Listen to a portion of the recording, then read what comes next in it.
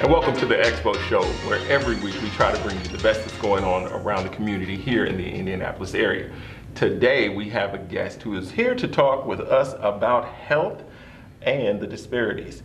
And my guest today is none other than Antoniette Holt. She is the Director of the Office of Minority Health for the State Health Department. Welcome to the show. Thank you so very much, sir. I'm so glad to have you. Now, Antoniette and I, we go way back. We always send a lot of emails. She may send me stuff that I don't read often, but you're still my friend. Thank I love you, dearly. I appreciate that. So Antoniette, I'm glad to have you here because one of the things that I believe is necessary for our people to know about is health. Right. And being that you are the Director of the Office for Minority Health, you're right in the area that is specific to us and others who would be considered minorities. So my first question for you is, when we look at minority health, what do you think are some of the things that we need to know right offhand that are going on in the community? So some of the health conditions that are affecting minorities, especially blacks, more so than others, infant mortality, I would say, would be number one. We're not living to see our first birthday, and I think that's very important. I think also things that are affecting us would be cancer. Also, homicide is affecting us. If you looked at the top 10 leading causes of death for blacks in Indiana, then diabetes, that's a silent killer. A lot of people still in disbelief that maybe they have it, or they say I'm pre-diabetic. You either are or aren't. Right? You can't be pre-pregnant. You either are or you aren't. And so things like that, I think we need to be mindful of, and I think we need to help one another out with that. People need to know their numbers. If you knew what the Dodgers and the Astros were, is the Astros playing? Thank you very much. You're good. If you knew what the Dodgers and the Astros were last night, if you know what the new NBA, because the NBA season just started, what the numbers are, you need to know that your blood pressure is high or low. You need to know what your last A1C was, or even your cholesterol.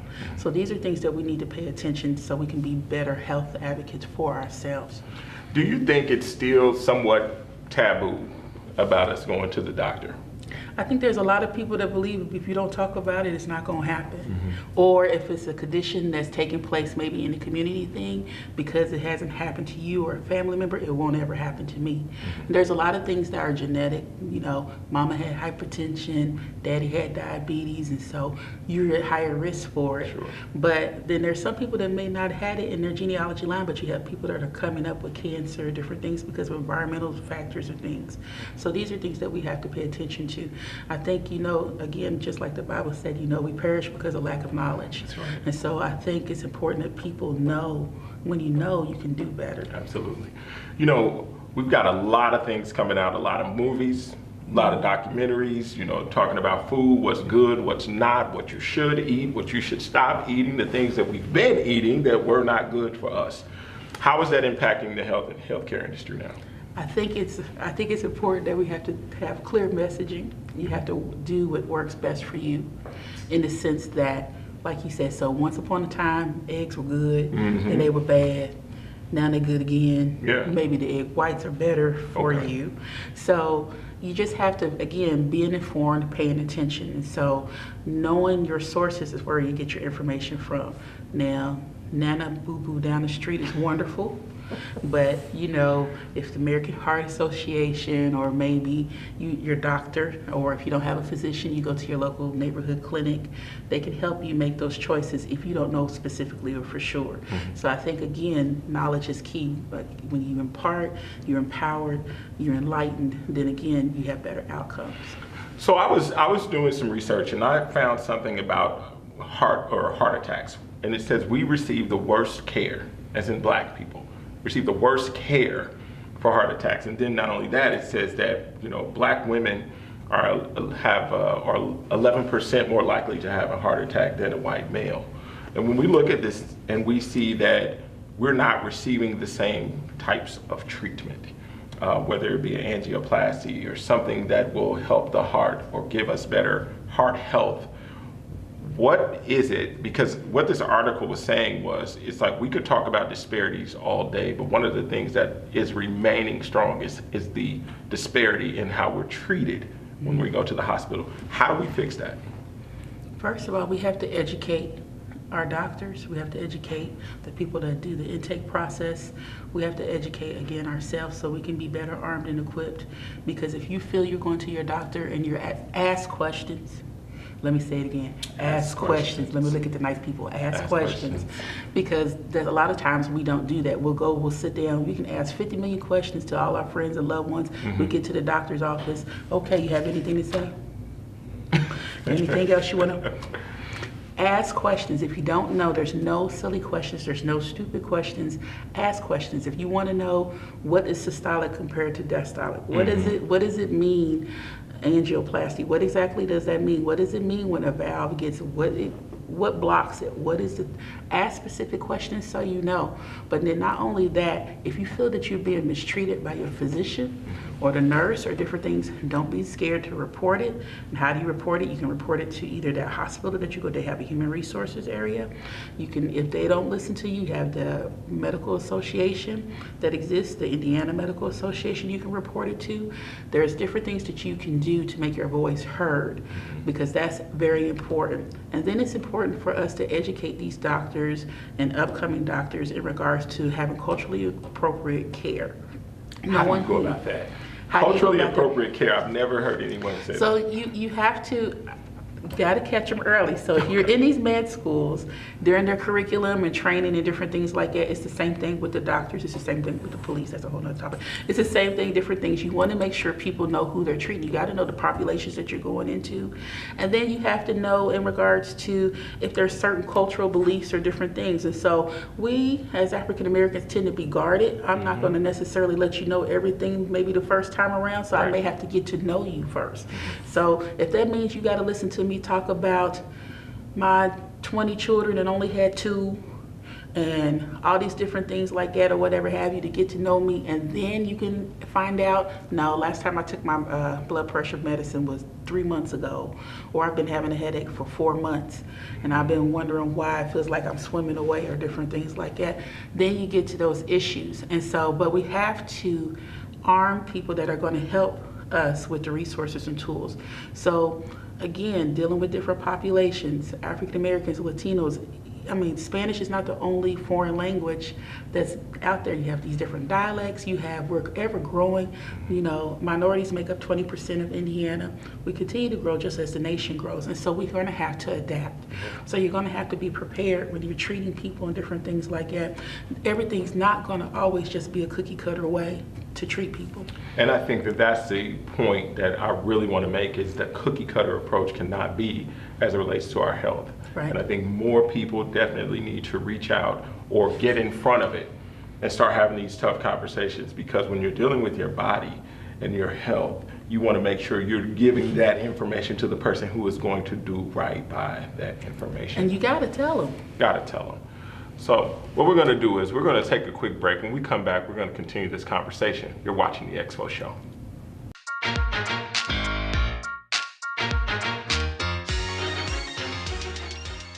Hi, I'm Robert Mathis. I spent 14 years playing for your Indianapolis Colts. During that time, I noticed a lot of violence in what has become my city as well. Our most precious resource is being lost at a rapid rate. That resource is our future, better known as our children. I'm here to tell you that I love you. I love the city. I'm Indy, Indy is me. Please, please stop the violence. I'm Robert Mathis, and I am your brother.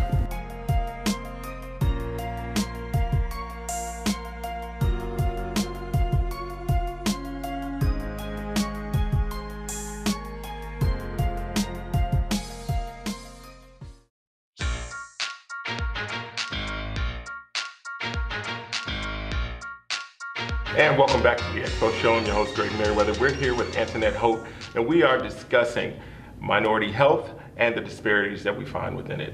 So, Antoniette, another thing that I just kind of researched is how we're not getting like major surgeries done.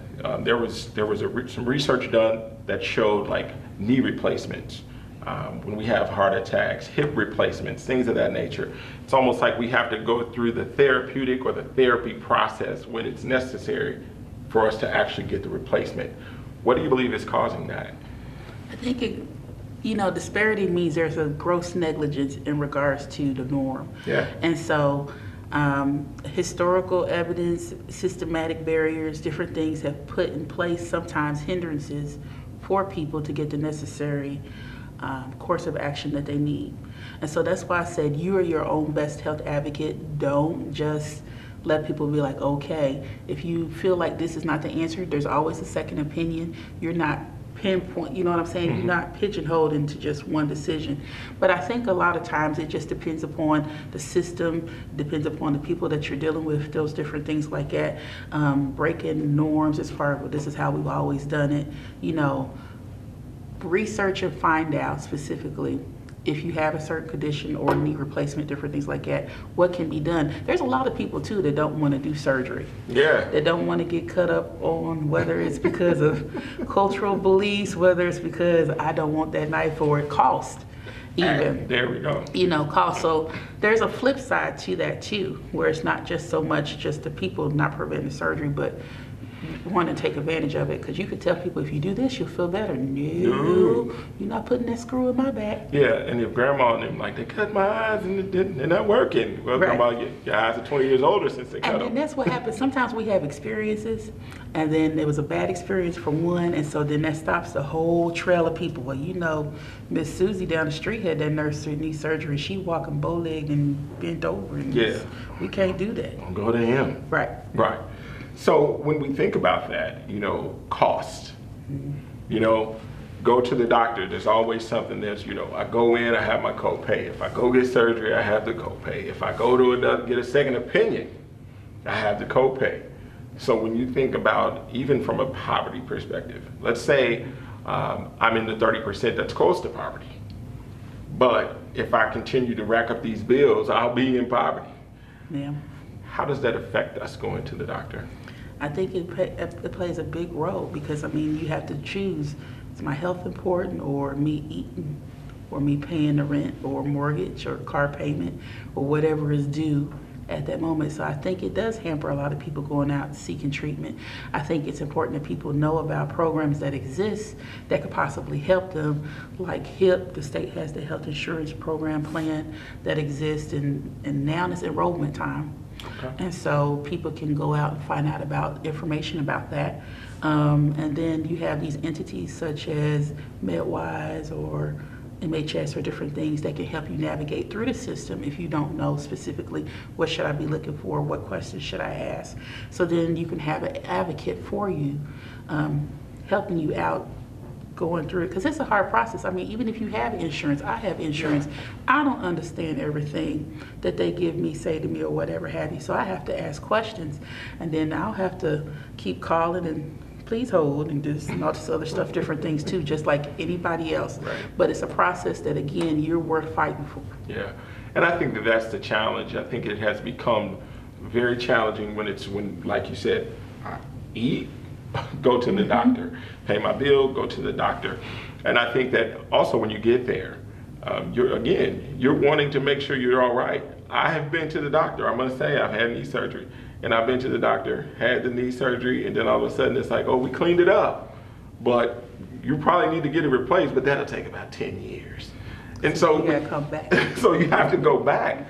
So you get a little discouraged because you're like, man, I laid down on that table, they cut me. I'm thinking I'm gonna get up and be able to run, and I go in for the follow-up and they say, no, don't run. You know, so. But then that's when you realize that there is no definite cure-all for everything. Okay. And we have to have that mindset going in. This would probably help me get to the next step in life that I need, Okay. but it doesn't necessarily mean it's going to be the cure-all, be-all. It's just like now we're in that journey of trying to better ourselves and losing weight and different things. There is no cure-all, be-all. There's no magic pill. I don't care how many surgeries you can have. You're still going to have to put in the work, the effort, mind change, different things to make those differences. So when you have that knee surgery, yes, it's going to help you be able to maneuver and better, but what can I do to preserve it? Right. Can I like do low impact exercise, I mean like swimming? Right. Can I do something natural that will help me build cartilage or something like that? Is it too late for that? What can I do on my part that's going to help me enhance that? So then maybe we push that 10 to 15, 20. Yeah, and that's some of the advice I've received. The same advice, pretty much low impact. Don't try to run on it. You know, one of the biggest, don't gain weight. He's like, don't gain weight, don't lift heavy, those types of things. So when you talk about crime, you said murder or homicide was one of the largest things that we deal with as far as life and death with the African American community. What role does your department play in that? Do they have anything to do with saying these things are beneficial? We have an area of trauma and prevention in which we try to look at ways in regards to what we can do. Safe places, different things specific, and then partnering is what we have to do. So I partner with local coalitions or different things, or even IBE or youth prevention programs that would help us get messaging out of the importance of making better choices, the importance of anger management, of how we handle different things, because you know, me and you, I ain't gonna tell off on my age, but you know, 25 plus. So back in the day, me and you could be playing outside, and if you hit me, I can go tell her, you'll be like, oh, we fight. But the next day we'd be friends again. Come on, let's go ride our bike to Mr. Bill's thing, you know, and people don't have that coping mechanism or know how to socialize with different things. And then we're introducing our children to shoot 'em up games and different things like that. So, and music and all this other stuff. So that's influence. So they don't know how coping skills in regards to certain things. Or, you know, we have to value each other. We have to value life. So you're worth more than the clothes that I wear, the shoes, those different things like that. So partnering with people so we make impact lasting, you know, the earlier we can reach people, the better, because then we have better outcomes going forward. And then even those that may have experienced being examples to younger people, mentoring, don't go this path, all these different things that we can do. And even the youth letting us know what's going on, because, you know, we don't always know everything, even though we may be wiser and older like you. So. Great. Like, yeah. But I think that that's important to know that, you know, because we don't always know who the advocates are. Right. You know, and to know that you all are involved in making sure, or partnering with the right people to make sure that you're in front of it or you're doing something. And I would love for you, before we get out of here, to know or to share with them different places that they may be able to reach out, but we'll touch on that before we end. So we're gonna take a really quick break. When we come back, we're gonna continue this conversation with Ms. Antoniette Holt. You're watching the Expo Show.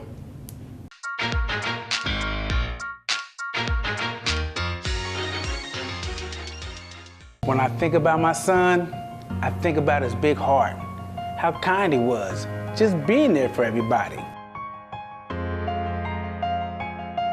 Look, I am your brother. We need to stop the conflict with all this violence. Let's come together as a people. If you know something, just tell somebody. Our lives do matter.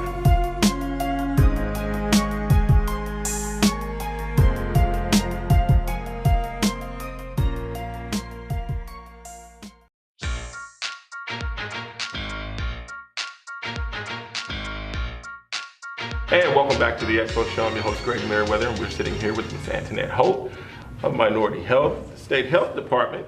So Dr. Adams, Dr. Jerome Adams, he was working with you. So tell us about Dr. Adams, who is now the Surgeon General of Dr. Adams has gone on to become the U.S. Surgeon General. Isn't that amazing? It's a great, it's a great opportunity, and we were grateful for the chance of working with him while he was here. He was a big proponent on addressing the issues of health disparities, trying to reach the underserved, making sure that we were addressing the needs of everyone, and so grateful for that opportunity. Yeah, very nice man. I had the opportunity of meeting him at the health fair, which I'd like to know more about. So you all have always partnered with Black Expo.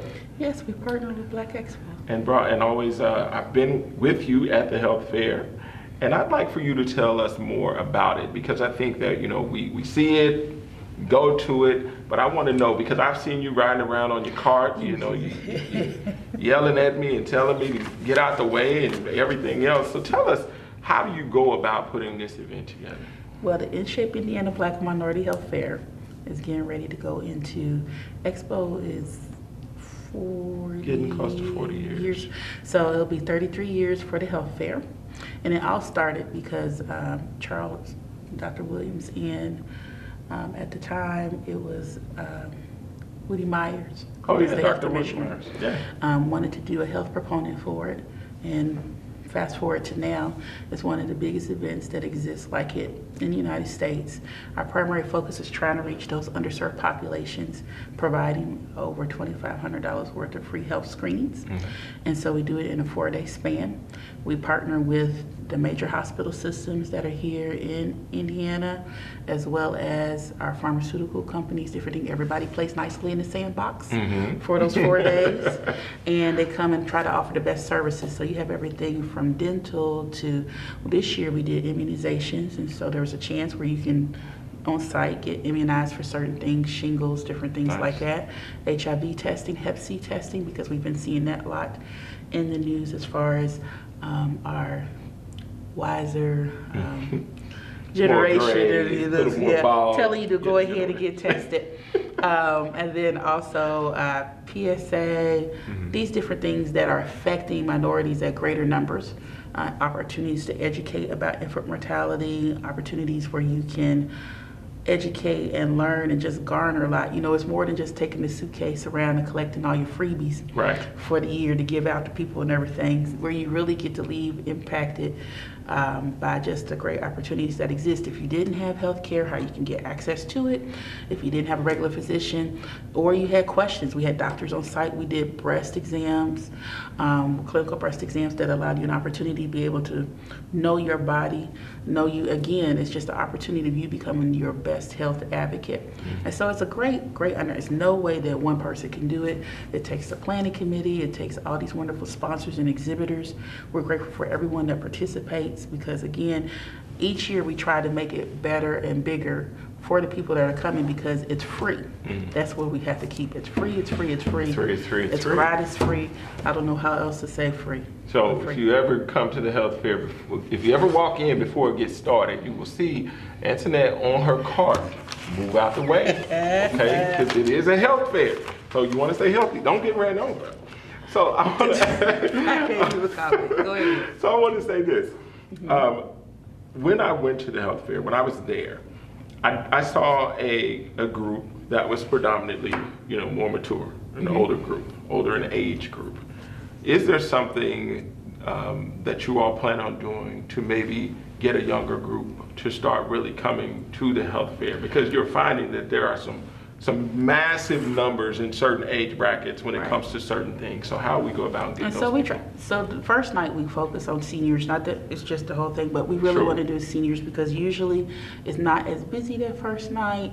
It's opportunity for maneuver, get around different things. We tried to do HPV vaccinations this year as far as our young people.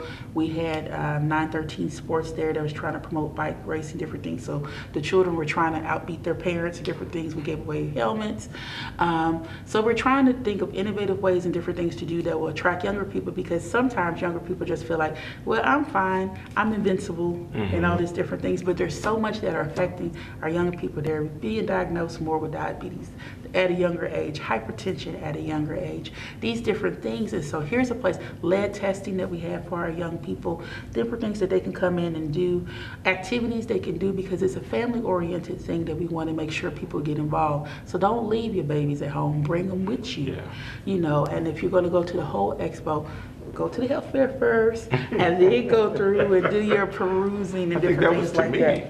So I'm not going to say that, but we want people to be involved. And then again, we're always looking for ways and different things of what we can do. So when we went back to Hash, we're trying to see how we can get it more active or different things like that that will appease to young people, more young people coming. Because again, we want them to take better interest in their health as well, because we want them to live longer lives. We always want the generation coming behind us to do better than us.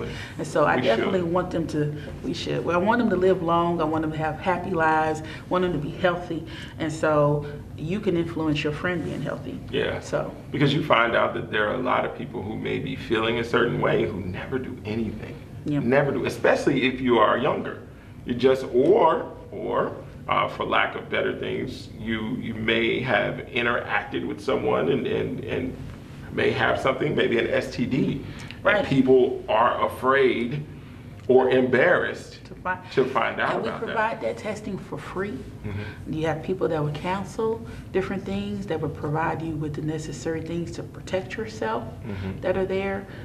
So these opportunities are there for you. We try to make it to where it's not as it's private as possible and different things, and so we're aware of that. I'd rather you come to the health fair, get tested, find out what your status is, and then you know, and you can make better informed choices and different things. Because that could lead to other health issues. Right, because I mean, not only just HIV, then you have STDs, and there was STD testing and different things like that. I mean, gonorrhea is rising amongst our young people, especially young girls, black girls, different things like that. We have to be conscious of what's going on. Absolutely. So do you all have any role in, the doctors? And what I mean by that is maybe partnering with schools, because one of the things that I've always been challenged with is finding a black doctor. Okay. How does that happen? How can we look and say there are more African American doctors for us to choose from? I have a black doctor. Look, welcome. Most of all my doctors are minorities. Awesome. And so, but I took extra added interest in trying to find those doctors. And so, again, it deals with research. We can find out with schools. There's numbers that will tell you there's small percentages of race and ethnic doctors that exist, different things, but there exist, I know. I mean, I'm not trying to shout out a particular system more so than that, but I will say hello, Dr. Huggins. Hello. Appreciate you being my doctor. Great, Dr. Jahan Huggins. There you go. Yes, I mean, finding someone you may feel more comfortable is fine. I mean, not that they're not great doctors, all races, colors, creeds, religions, and different things like that. But it's going to take research and different things like that. Or, again, we can help you if you contact us. Now, I'm not going to say I'm going to know every single black doctor that's in Indiana, but we can at least show you some networks that may have some physicians that are women or maybe minorities or different things that will help you. Are you all partnering with maybe the IMPD to do something with mental health? Quickly. Not directly, but we're involved in different conversations and things where we are talking about mental health and different things. That's more FSSA. And so their Department of Mental Health agency would be more involved in that, but we are partnering with different things, and we know that they have different segments.